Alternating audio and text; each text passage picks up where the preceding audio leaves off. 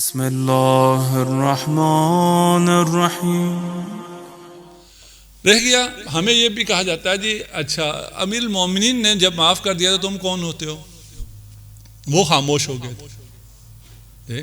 امیر المومنین خاموش ہو گئے، انہوں نے کچھ نہیں کہا، انہوں نے ان کا ساتھ دیا۔ اور تم جو ہے ابھی 14 سال ہو گئے اس بات کو اٹھائے پھر رہے ہو۔ یہ وہ بھی کہتے ہیں اور آپ کو اپنے اندر سے بھی کچھ لوگ ملتے ہیں اس قسم کی باتیں کرنے والے۔ یا تو جاہل ہے، جاہل کا تو کوئی مسئلہ نہیں ہے، وہ تو جاہل، جب مجھے بھی بہت سی چیزیں نہیں پتہ ہوتی تو میں اپنے جہل کے مطابق گفتگو کرتا ہوں، اس کا تو مسئلہ نہیں ہے۔ سننے والے کو پتہ ہونا چاہیے کہ یہ ایک جاہل آدمی بول رہا ہے تو اس سے الجھنے کی بھی ضرورت نہیں ہے۔ اذا خاطبهم الجاہلون قالوا سلاما، ٹھیک ہے نا، اس کو سلام کر کے گزر جاؤ، کہ اس سے تو الجھنے کو فائدہ ہی نہیں ہے، ٹھیک۔ یا تو پھر وہ ان کے ساتھ ہے، ادھر انہیں پتہ ہے، ٹھیک ہے نا، سب کچھ پتہ ہونے کے باوجود وہ اپنی ہی ضد پر اڑے ہوئے ہیں۔ ان میں بہت سے لوگ ہیں، ان کے عوام کی بات نہیں کر رہا ہوں، ٹھیک ہے نا، ہمارے اہل سنت بھائی ہیں، ہماری جانیں ہیں، عوام سے ہمیں کوئی مشکل بھی نہیں ہے۔ ہم نے ثابت کیا ہے، تشیع نے ثابت کیا ہے کہ ہمیں نہ فقط اہل سنت سے کوئی مشکل نہیں ہے، وہ ہماری جانوں سے بھی زیادہ عزیز ہیں۔ عراق میں ابھی جب داعش آیا تو اس نے کن علاقوں پہ قبضہ کیا تھا؟ اہل سنت کے علاقوں پہ قبضہ کیا تھا، ایک بھی شیعہ شہر پہ قبضہ نہیں تھا۔ ان اہل سنت بھائیوں کو داعش کی عذاب سے، ظلم سے چھڑانے کے لیے کتنے شیعوں نے اپنی جانیں پیش کی؟ تو اس بھائی ہیں، جانے ہیں، عزیز ہیں، تبھی تو کیا نا۔ عملاً ابھی معاصر تاریخ میں عملی نمونہ ہے، کوئی زبانی صرف تقریروں کی بات نہیں ہے۔ ہمیں ان سے مسئلہ نہیں، ہمیں مسئلہ کن سے ہے؟ جو سب کچھ جانتے ہوئے بھی انکار کرتے ہیں، ان سے ہمیں مسئلہ ہے، علمی مسئلہ ہے، علمی طور پہ ہم ان سے گفتگو کریں گے۔ رہ گیا کہتے ہیں کہ امیر المومنین نے کچھ نہیں کیا، یہ بات غلط ہے، ایسا نہیں ہے کہ امیر المومنین خاموش رہے۔ اچھا اگر انہوں نے حملہ کر دیا تھا، حملہ کرنے والوں نے حملہ کیا، امیر المومنین کی شجاعت تو سب کو معلوم ہے، یہ آج کل اس پہ آپ کو سوشل میڈیا پہ یہ باتیں جوانوں کو زیادہ کہی جا رہی ہیں کہ وہ اتنے شجاع تھے اور ایسے تھے، کیا تھا، اگر کوئی حملہ کرتا تو وہ چھوڑتے، ٹھیک ہے نا، ان کی غیرت کو کیا ہو گیا تھا اگر ان کی، میرے لیے زبان پہ لانا بھی سخت ہے، ٹھیک۔ اچھا کس نے کہا کہ امیر المومنین نے کوئی قدم نہیں اٹھایا؟ ہاں، امیر المومنین نے تلوار نہیں اٹھائی، نہ کہ کوئی قدم نہیں اٹھایا، سکوت کیا، نہیں، سکوت نہیں کیا، بیان کیا، ٹھیک۔ اچھا پھر کہتے ہیں کہ اگر میں ایک واقعہ پہلے رکھ دوں، باقی میں بعد میں عرض کرتا ہوں۔ ہم سے یہ کہتے ہیں کہ یہ نہیں ہو سکتا کہ امیر المومنین، ہم کہتے ہیں صبر کیا امیر المومنین نے، کیوں صبر کیا؟ اس لیے کہ رسول خدا نے وصیت کی تھی، وصیت رسول خدا پہ عمل کرنے کے لیے امیر المومنین نے صبر کیا اور تلوار نہیں اٹھائی۔ تلوار کیوں نہیں اٹھائی؟ اس لیے کہ الامام مثلہ کمثل الکعبہ، امام کی مثال کعبے کی طرح ہے، تو تا ولا یاتی، اس کی طرف لوگ آتے ہیں، وہ چل کر لوگوں کے پاس نہیں جاتا ہے۔ امامت کا مطلب حکومت نہیں ہے، امامت کا مطلب ہدایت ہے، ٹھیک ہے نا۔ وہ ہدایت اگر حکومت حاصل ہو جائے تو حکومت کا سب سے زیادہ اہل امام ہے، امام سے بڑھ کر حکومت کا اہل کوئی نہیں ہے۔ لیکن اگر امام کے پاس حکومت نہ ہو تو وہ امام نہیں ہے، وہ امام ہے۔ رسول جب مکہ میں تھے اور ان کے پاس کوئی حکومت نہیں تھی، اپنے کھانے کو بھی کچھ نہیں تھا، وہ رسول تھے یا نہیں تھے؟ ان کی رسالت سے کیا کم ہوا؟ کچھ بھی۔ مدینے میں آ کے ان کو ریاست مل گئی، حکومت مل گئی، ان کی رسالت میں اضافہ ہوا؟ نہیں، وہی رسول تھے۔ امام امام ہے، جب گوشہ نشینی میں تھے امیر المومنین تب بھی امام تھے، جب خلافت ظاہریہ پہ آگے تب بھی امام ہے۔ امامت کو، امام اپنی امامت کو تلوار سے ثابت نہیں کرتا ہے، آپ نے کبھی سنا ہے کہ یہاں آغا صاحب درس دیتے ہوں اور پھر لاٹھی سے لاتے ہوں آپ لوگوں کو یہاں درس کے لیے؟ نہیں بھائی، ٹھیک ہے نا. علم ہے، علم کے لیے چل کے جو آئے اسے حاصل ہوتا ہے، جو نہ آئے اسے حاصل نہیں ہوتا. ٹھیک ہے نا. کعبہ چل کے یہاں آتا ہے. آج کل پینڈیمک ہے، ٹھیک، ہم نہیں جا سکتے ہیں ابھی، مکہ نہیں جا سکتے. کعبہ چل کے یہاں آئے گا کہ حج کر لو، احرام کر لو. نہیں بھائی، تم آ سکو تو آ جاؤ، نہیں آ سکو تو نہ. کعبہ اپنی جگہ کھڑا رہتا ہے، امام اپنی جگہ کھڑا رہتا ہے. کیوں؟ اس لیے کہ امام کو ہدایت کرنی ہے، امام کو حکومت نہیں کرنی ہے. یا یوں کہوں، امام کو دلوں پر حکومت کرنی ہے، بدن پر حکومت نہیں کرنی ہے. دلوں پر حکومت تلوار سے نہیں ہو سکتی ہے. ٹھیک ہے کہ اگر آپ نہ مانیں تو امیر المومنین ذوالفقار لے کر ان کو قتل کریں اور تلوار کے زور سے اپنے امامت کو قائم کریں. ایسا نہیں ہوتا ہے. ایسا نہ ہونے کی وجہ سے آج وقت ختم ہو گیا. کل اگر وقت ہوا اور میرے ذہن میں آیا تو اس کو بیان کروں گا. صبر کی وصیت تھی. وصیتیں کل اگر وقت ہوا انشاءاللہ پڑھوں گا، جو وصیتیں موجود ہیں روایات میں. لیکن لوگ کہتے ہیں کہ یہ کوئی سمجھ میں آنے والی بات نہیں ہے کہ رسول خدا نے کہا ہے صبر کرو، اور اتنا شجاع آدمی صبر کرے. اس کی غیرت کہاں چلی گئی تھی؟ وہ بزدل کیوں ہو گیا تھا؟ یہ ہو ہی نہیں سکتا، یہ توہین ہے امیر المومنین کی. یہ کہتے ہیں. انہی سے کہیں کہ حضرت عثمان پر بھی حملہ ہوا تھا. کب ہوا تھا؟ جب وہ خلیفہ تھے اور ان کے انڈر ہزاروں کی فوج تھی. ہزاروں کی تعداد میں فوج مدینہ میں جو تھی، باقی تو لاکھوں کی تعداد میں فوج تھی. اور اگر آپ کو پرانے قبائل کا پتہ ہو تو پھر پورا کا پورا شہر سب کے سب فوجی ہوا کرتے تھے. وہاں فوج الگ سے تو نہیں ہوا کرتی تھی، لیکن وہ سب فوجی ہوا کرتے تھے. وہ سارے فوجی اس کمانڈر کے انڈر ہوتے تھے. ٹھیک. تو حضرت عثمان خلیفہ وقت تھے، ان کے انڈر ہزاروں فوجی تھے. ٹھیک. اور اس وقت تک آتے آتے ان کو شہریہ بھی ملتا تھا، تنخواہیں بھی ملتی تھی، اموال بھی ملتا تھا، کافی زیادہ مال بہت ہو گیا تھا مدینہ. ٹھیک.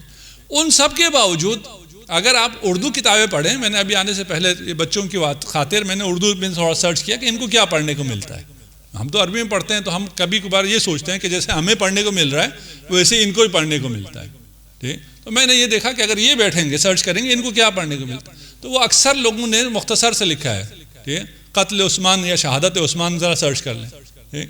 تو وہ لکھا جی باغیوں نے قتل کر دیا. آگے دروازے پہ صحابہ کھڑے تھے، پیچھے سے کچھ باغی آگے انہوں نے آ کے قتل کر دیا. بھئی ایک گھر میں جس کے ہزاروں کی تعداد میں فوج ہو، اس کے گھر کے پیچھے سے ایک آدمی نے ٹاپ کے قتل کر دیا. کیسے ہو سکتا ہے؟ 40 دن سے محاصرہ کیا ہوا ہے. وہیں ساتھ میں لکھا ہے 40 دن سے محاصرہ کیا، کھانے پینے کو بھی کچھ نہیں تھا. وہ روزے کی حالت میں تھے، قرآن وہ پڑھ رہے تھے. ٹھیک. اور حملہ کرنے والا کون ہے؟ ابن ابو بکر. ٹھیک ہے نا. اچھا، ابن ابو بکر نے ہاں حملہ کیا. اس نے داڑھی سے پکڑا اور کھینچا اور پھر اس نے باپ کا واسطہ دیا تو اس نے چھوڑ دیا. دوسرا آدمی آیا، اس نے حملہ کرنا چاہا تو زوجہ عثمان آگے آ گئی اور زوجہ عثمان کی انگلیاں کٹ گئی. اچھا، آپ کی بیوی پر حملہ ہو رہا ہے، انگلیاں کاٹی جا رہی ہیں، مارا جا رہا ہے. کیا ہو گیا تھا عثمان کی غیرت کو؟ آپ ہمیں کہتے ہیں نا، تو کیا ہو گیا تھا؟ اور یہ غیرت مند جس کے پاس ہزاروں کی فوج بھی ہے، یہ تو ایک آرڈر کرے، اسے خود تو لڑنا نہیں ہے. چلیں آپ کہیں جس کو تو لڑنا نہیں آتا تھا، اس کو لڑنا نہیں آتا تھا، یہ کمانڈ ان چیف تھا. ٹھیک ہے نا. اس کے پاس ہزاروں کی فوج تھی، وہ ساری فوج ان کے خلاف ہو گئی تھی. کہتے ہیں نہیں، وہ تو کچھ باغی ہوئے تھے، کچھ باغی آئے تھے نا، تو باقی فوج ان کے پاس تھی. پھر کیا ہوا؟ کہتے ہیں رسول خدا نے وصیت کی تھی حضرت عثمان کو کہ صبر کرنا. اور یہ بہت بڑی فضیلت ہے کہ انہوں نے صبر کیا. ان کی زوجہ کو ان کے سامنے مارا گیا، انہوں نے رسول خدا کی وجہ سے صبر کیا. اچھا دیکھیں، یہ جو آپ سے کہہ رہے ہیں نا، یہ کیسے ہو سکتا ہے کہ علی کے سامنے یہ ہو رہا ہو اور علی کچھ نہ کرے، ٹھیک ہے، وہ بھائی آپ کے پاس، آپ کے اوپر آ گیا، اب آپ بتائیں آپ لوگوں کی غیرت کہاں گئی؟ وہ کیوں صبر کر رہا ہے؟ کوئی روایت نہیں ہے ان کی کتابوں میں بھی کہ رسالت مآب نے حضرت عثمان کو صبر کی کوئی تلقین کی ہو، کوئی روایت نہیں۔ ہم آپ کو شیعہ سنی دونوں کتابوں سے روایت لا کے دے دیں گے جہاں رسالت مآب نے علی ابن ابی طالب کو صبر کی تلقین کی ہے، ٹھیک ہے نا، یہاں ہمارے پاس روایت ہے۔ اس وجہ سے امیر المومنین نے صبر کیا۔ امیر المومنین اس لیے بھی صبر کیا کہ حکومت تلوار سے حاصل نہیں کرنا چاہتے تھے، یہ تو حکومت پر بیٹھا ہوا تھا، اس کے پاس طاقت تھی، یہ تو چند باغی آئے تھے، امیر المومنین کے خلاف تو پورا قریش ہو گیا تھا، امیر المومنین کے خلاف پورا قریش ہو گیا، یہاں تو آپ کے ساتھ پورا قریش ہے، آپ کے بقول پورا قریش تھا نہیں، ہم ابھی ان کی نریشن پیش کر رہے ہیں، ٹھیک ہے نا، ان کی نریشن یہ ہے نا، چند باغی تھے تو پورا قریش آپ کے ساتھ تھا، ٹھیک ہے نا، پورے مسلمان سارے اصحاب آپ کے ساتھ تھے، تمام اصحاب آپ کے خلاف ہو گئے تھے، جو حقیقت ہے، لیکن ہم آپ کی نریشن کو مان لیتے ہیں، ہمیں کوئی اس میں وہ نہیں ہے، ہم آپ جیسا کہیں گے ویسا مانتے ہیں۔ اگر آپ کے ہاں ایک صاحب کے اوپر حملہ ہوتا ہے اور اس کی بیوی پر اس کے سامنے ظلم ہوتا ہے، اسے برداشت کرنا فضیلت ہے، ٹھیک ہے نا، پھر ہمارے ہاں کیوں نہیں؟ ہمارے ہاں جبرائیل نازل ہوئے جب آپ بستر مرض پر تھے، رسالت مآب، جبرائیل نازل ہوئے اور آپ نے اپنا سر، رسول خدا نے اپنا سر امیر المؤمنین کے سینے پہ رکھا ہوا تھا، جبرائیل آئے اور 12 طومار لے کر آئے، سند امامت لے کر آئے، اور رسول خدا سے ارشاد فرمایا کہ علی کو اپنے روبرو بٹھائیں۔ علی کو جب روبرو بٹھایا گیا اور کہا یہ طومار ہے، امامت ہے، ہر امام کو امامت سے پہلے یہ طومار دیا جائے اور اس میں وظائف امامت لکھا ہوا ہے کہ اس امام نے کیا کرنا ہے۔ اس کے بعد وہ طومار جو امیر المؤمنین کے لیے تھا وہ کھلا، اس میں ایک جملہ تھا کہ اے علی تیری حد کے حرمت ہوگی۔ جبرائیل نے کہا رسول خدا سے یا رسول اللہ علی کو اس کا معنی بتا دیں،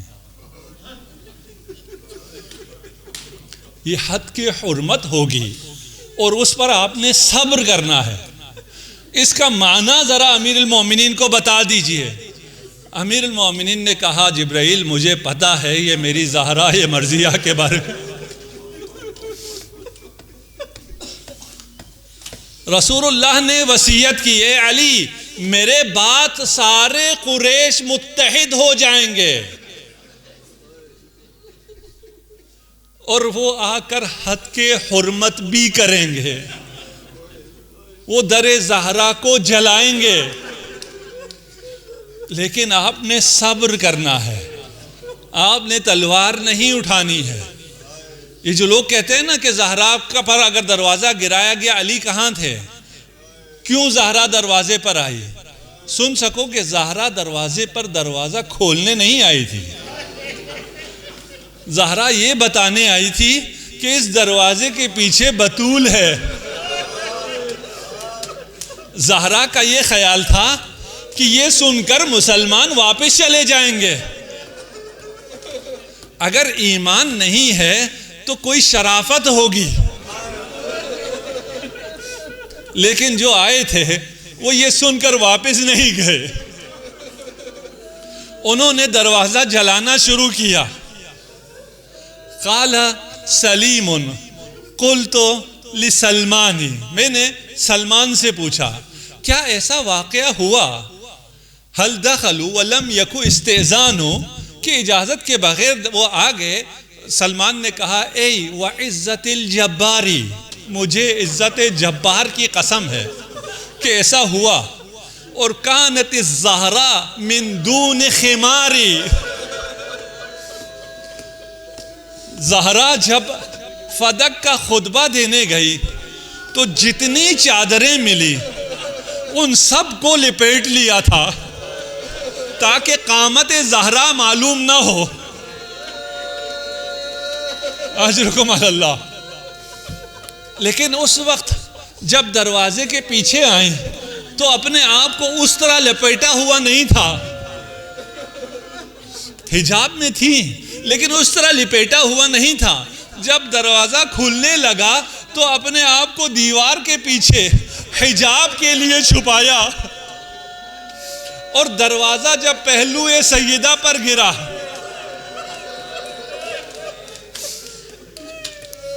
ہمارے ہاں عام طور پر یہ روایت پڑھی جاتی ہے کہ سیدہ نے جناب فضہ کو آواز دی. امام جعفر صادق سے روایت ہے جب دروازہ گرا تو جو پہلا شخص پہنچا وہ علی ابن ابی طالب تھے.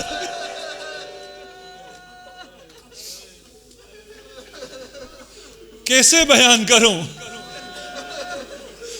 کہ علی نے اپنی زہرا کے ساتھ کیا کیا؟ زہرا کا سر اپنے سینے سے لگایا.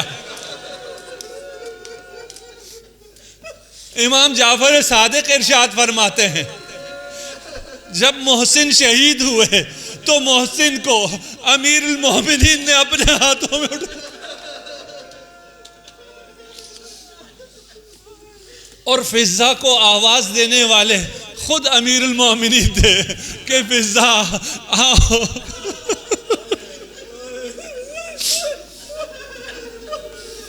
کون کہتا ہے کہ امیر المومنین نے سکوت کیا؟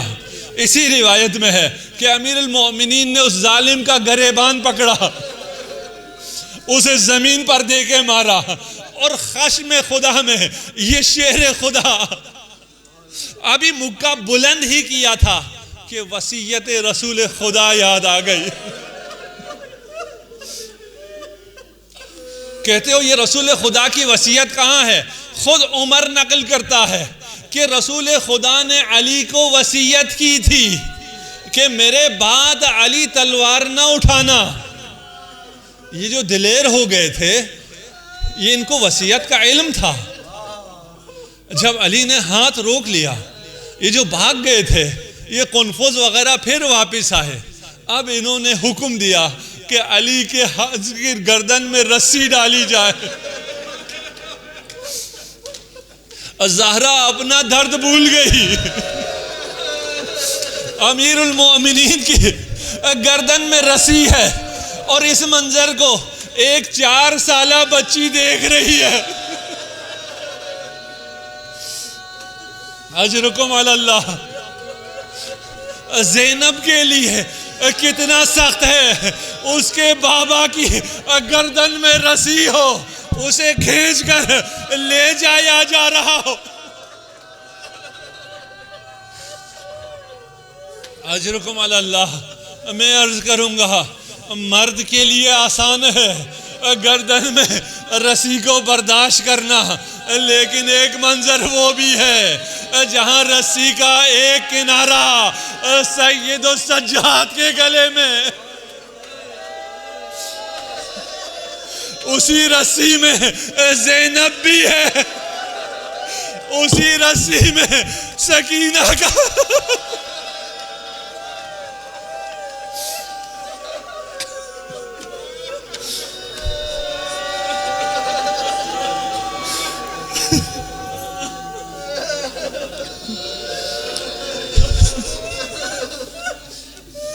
سيعلم الذين ظلموا أي منقلب ينقلبون.